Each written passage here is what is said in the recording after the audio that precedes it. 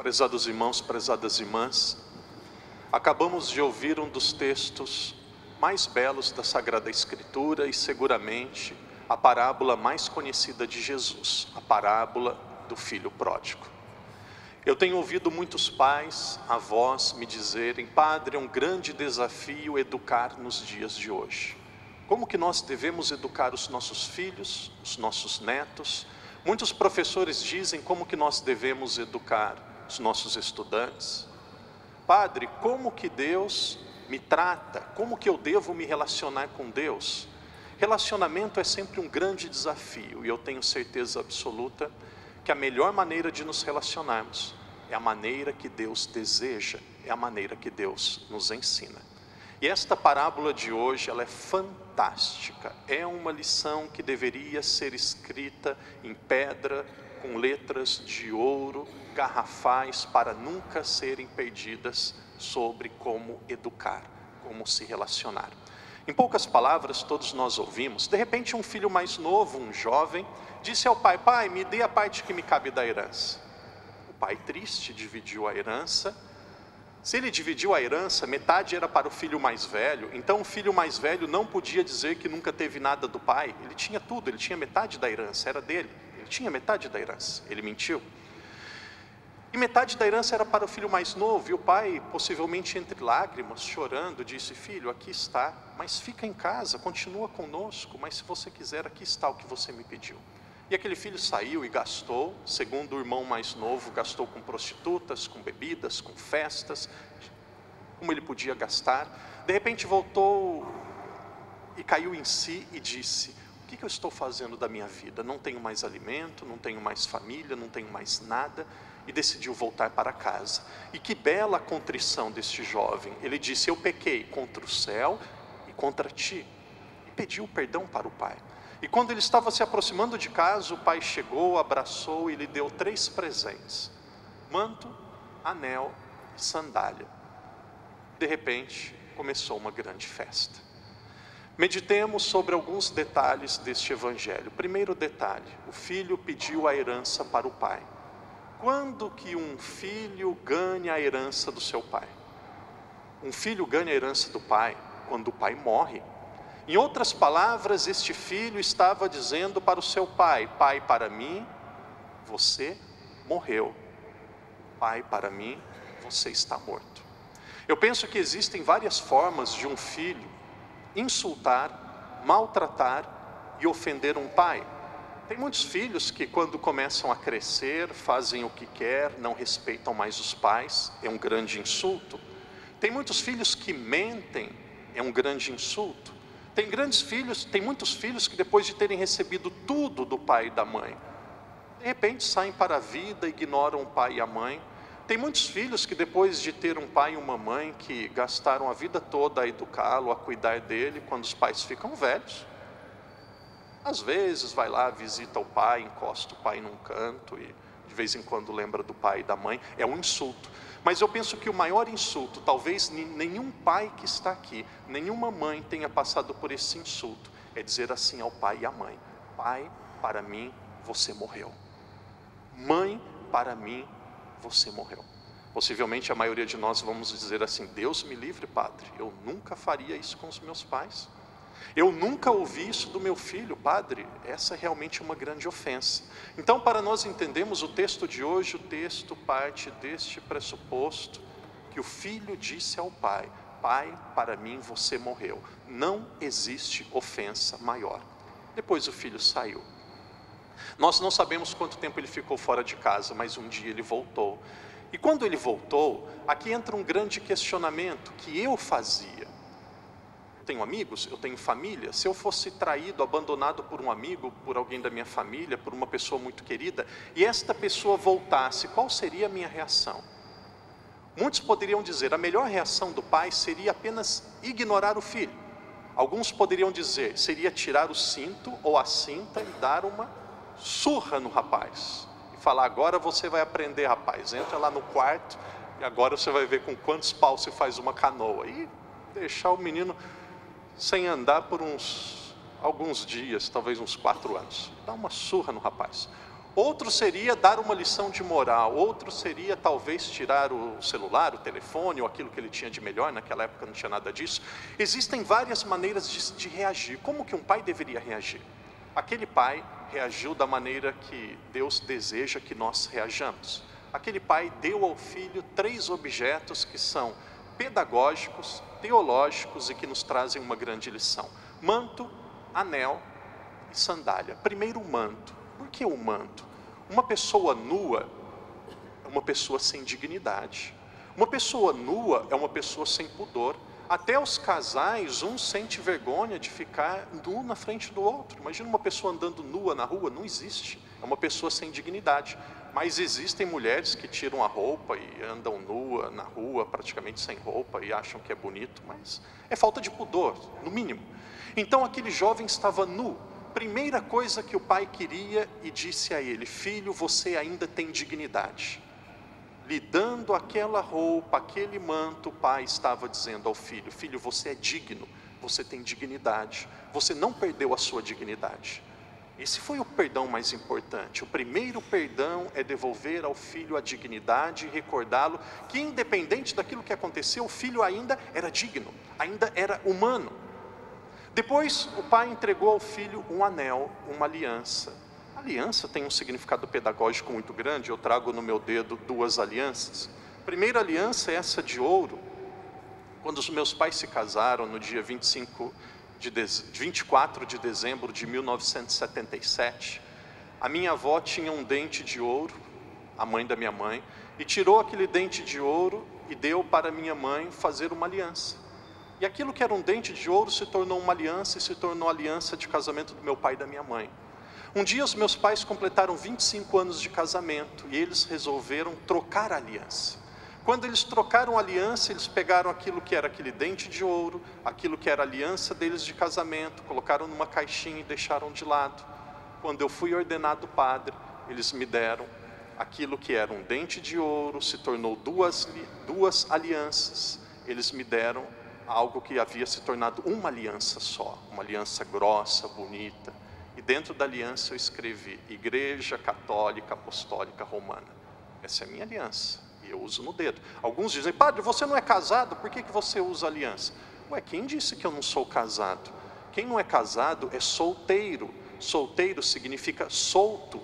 Solto significa livre. Eu não sou solto, sou livre, eu tenho compromisso. Eu sou casado, não com uma mulher, mas eu sou casado com a Igreja Católica Apostólica Romana. De repente se vê uma jovem e fala: ah, padre, você é interessante, vamos namorar. Não, eu não sou solto.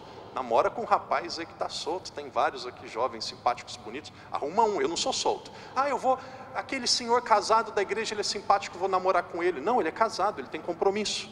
Então o padre tem compromisso, eu trago essa aliança. E a outra aliança que eu trago é um rosário, que é uma aliança de Nossa Senhora com 10 contas do terço, que me ajuda a recordar e rezar a Nossa Senhora. Se nós olharmos a aliança não tem fim.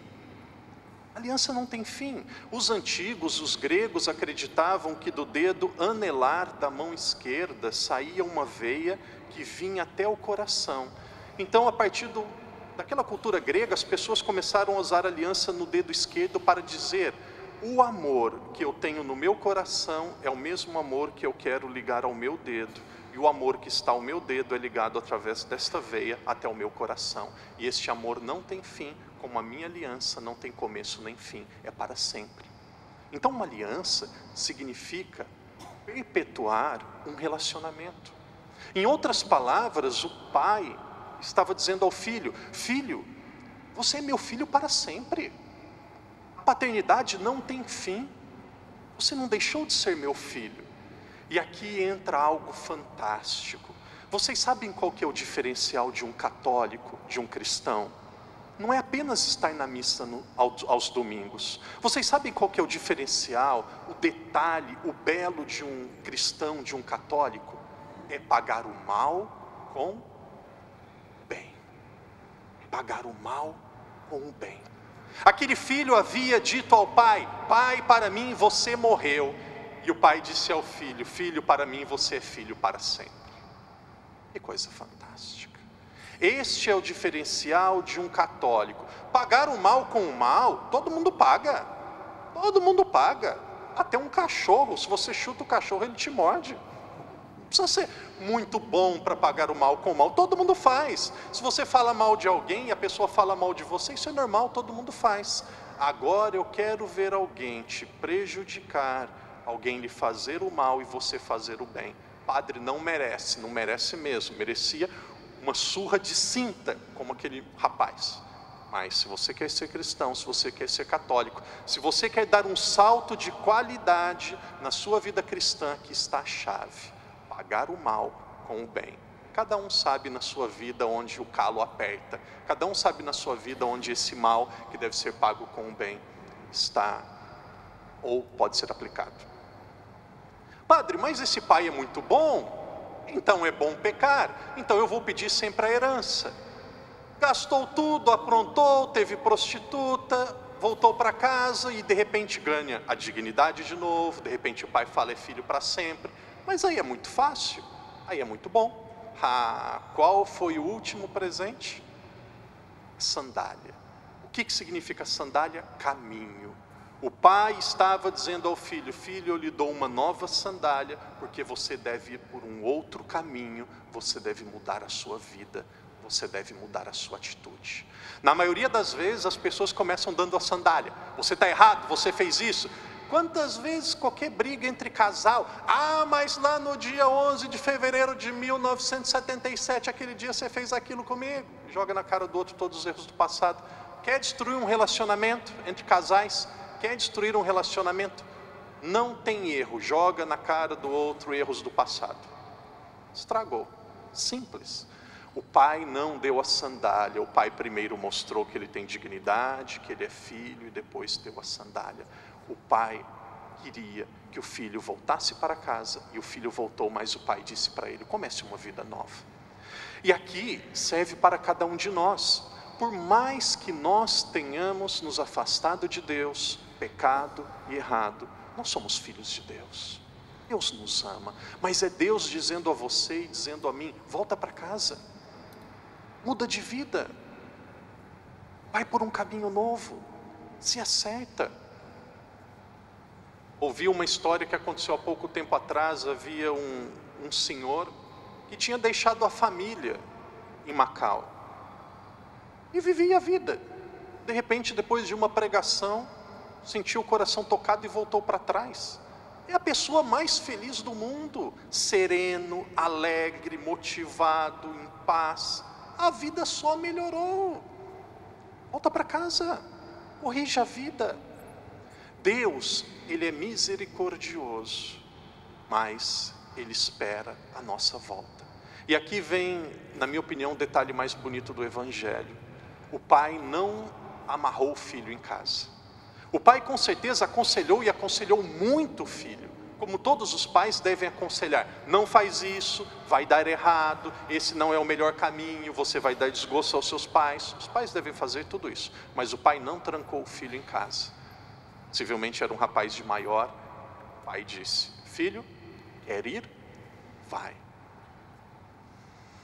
O pai não mandou ninguém para ficar fiscalizando o filho. O pai não colocou câmera atrás do filho. O pai não mandou ninguém para ficar vigiando o filho. O pai não foi com um laço para buscar o filho de volta. O pai respeitou a liberdade do filho. E aqui eu preciso dizer com muita sinceridade a muitos pais: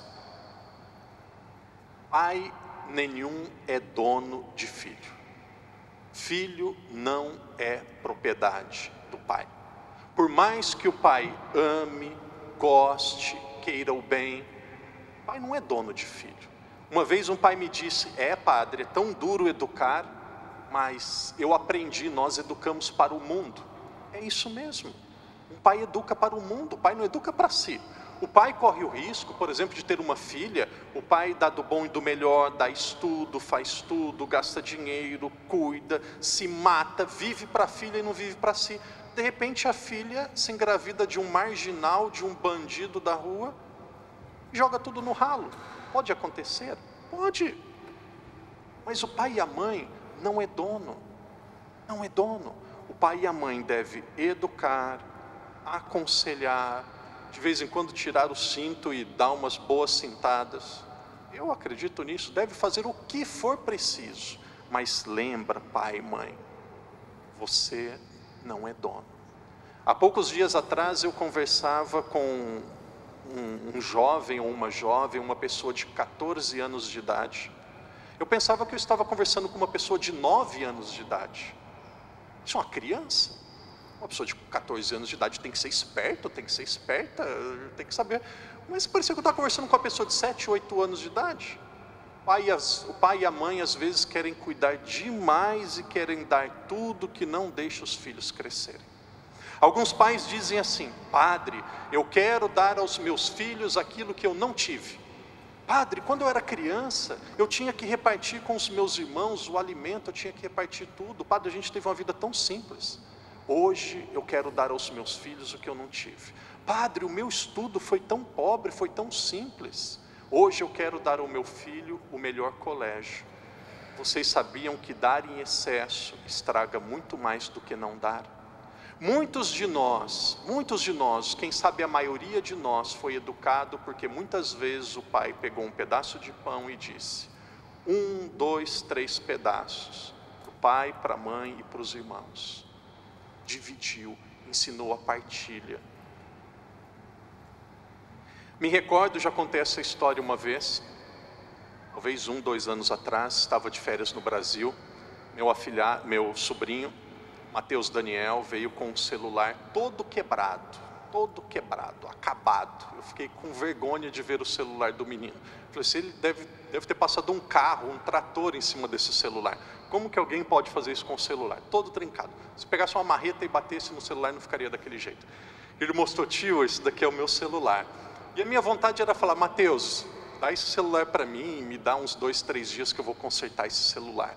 Mas eu falei assim: não, vamos ver o que aconteceu. Mas Mateus, por que você está com o celular desse jeito? Ah, porque eu fiz coisa errada na escola. E aí viu o padre, tio, acabou quebrando e fez isso no celular. Eu falei: você já mostrou para sua mãe? Ela vai consertar? E ela falou: padre, mostrei para minha mãe e para o meu pai. Eles falaram que não vão consertar agora, que vai consertar só no meu aniversário ou no Natal, que é daqui 7 meses. E durante esses 7 meses eu vou ter que ficar com esse celular quebrado. Na hora eu falei assim: puxa vida, coitado do menino, que vergonha que vai passar. Mas ao mesmo tempo eu falei: que mãe e que pai de ouro, vai aprender. Quebrou o celular por bobagem, fica com o celular quebrado. Sabe o que a maioria dos pais iam fazer? Iam dar 2 celulares novos. Filhão, quebrou, não tem problema, o iPad é velho, já pega um novo.